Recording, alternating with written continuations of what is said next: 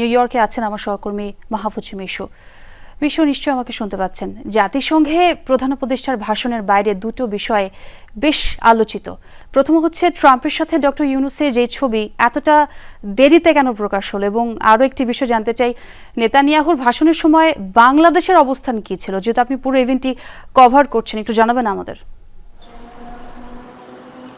ছোয়া প্রধান উপদেষ্টা তার জাতিসংঘ যে সফর, সেই সফরের আজকে সম্ভবত সপ্তম দিন, এবং তিনি কিন্তু এখনো, যদিও এখানে নিউ ইয়র্কে অর্থাৎ মার্কিন যুক্তরাষ্ট্রে শনি এবং রবিবার, এখানে শনিবার শুরু হয়, দুদিন ছুটির দিন, কিন্তু তিনি কিন্তু ঠিকই ব্যস্ত সময় কাটাচ্ছেন। বিভিন্ন দেশের সাবেক ও বর্তমান রাষ্ট্রপ্রধানরা তার সঙ্গে বৈঠক করছেন, ফ্রেন্ডস অফ বাংলাদেশের সঙ্গে বৈঠক করছেন। আপনি যে বিষয়গুলো তুলেছেন, প্রথম বিষয়টি হচ্ছে যে প্রধান উপদেষ্টা 23 সেপ্টেম্বর নিউ ইয়র্ক সময় মার্কিন প্রেসিডেন্ট ডোনাল্ড ট্রাম্প এবং তার স্ত্রী মেলানিয়া ট্রাম্পের আয়োজিত একটি সংবর্ধনা সভা এবং নৈশভোজে অংশ নিয়েছিলেন। বলে রাখা ভালো যে সেই নৈশভোজে শুধুমাত্র সরকার অথবা রাষ্ট্রপ্রধানরা, অথবা যেসব দেশের সরকার অথবা রাষ্ট্রপ্রধান আসেননি, সেসব দেশের প্রতিনিধিত্ব যারা করেন, অর্থাৎ পররাষ্ট্রমন্ত্রী অথবা রাষ্ট্রদূত, তারা আমন্ত্রিত হন, এবং সেখানে শুধুমাত্র সরকার বা রাষ্ট্রপ্রধানের পরিবারের সদস্যরা সেখানে এলাও হয়। এর আগেও এটি আমরা দেখছি। ফলে সেই ছবিটি কেন এতদিন পাওয়া গেল না, সেই প্রশ্ন আমরা কিন্তু বারংবার ওনার প্রেস উইংকে করেছি, এবং তারা বলেছিলেন যে সেখানে তাদের, অর্থাৎ বাংলাদেশের পক্ষে ছবি তোলার কোনো অপশন ছিল না। সেই ছবি তুলেছে হোয়াইট হাউসের যে প্রেস উইং বা প্রেস সেন্টারের লোকজন, তারা, এবং তারা সরবরাহ করবে। এবং সেই ছবিটি গতকালকে, অর্থাৎ এখানকার সময় 26 তারিখে, 26 সেপ্টেম্বর, সেটি প্রধান উপদেষ্টা প্রেস সেক্রেটারি শফিকুল আলম তার ফেসবুকে পোস্ট করেন।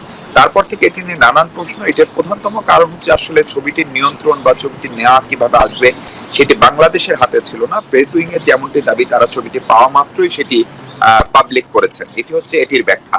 ফলে আর দ্বিতীয় যে ব্যাখ্যাটি, সেটি হচ্ছে যে যখন গতকালকে, অর্থাৎ 26 সেপ্টেম্বর নিউ ইয়র্ক সময় সকাল 9টায় বেনিয়ামিন নেতানিয়াহু, যিনি ইসরায়েলের প্রধানমন্ত্রী, তিনি বক্তব্য দিতে ওঠেন, সেই সময় বাংলাদেশের অবস্থান কি ছিল, এটি নিয়ে সামাজিক যোগাযোগ মাধ্যমে নানা ধরনের প্রচার। এক পক্ষ বলছে বাংলাদেশ বসেছিল একটু ছবি দেখে, আর এক পক্ষ ফাঁকা চেয়ার দেখিয়ে বলছে না, বাংলাদেশ উইথড্র করেছিল।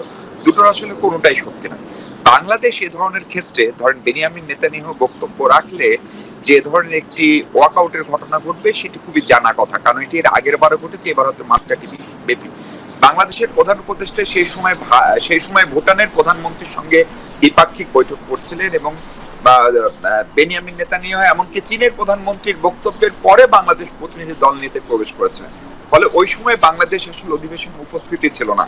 ফলে সেটিকে সমর্থন করা অথবা সেটিকে আপনার কি বলে, সেটির প্রতিবাদ করে উঠে যাওয়া, এই দুটোই আসলে এখানে প্রযোজ্য নয়। কারণ বাংলাদেশ সেই সময় পর্যন্ত অধিবেশনে ঢুকেই নাই, তারপরে বাংলাদেশ প্রতিনিধি দল প্রবেশ করেছে। মিশু, বেশ সুন্দরভাবে বর্ণনা করলেন আপনি। ধন্যবাদ আপনাকে যোগ দেবার জন্য।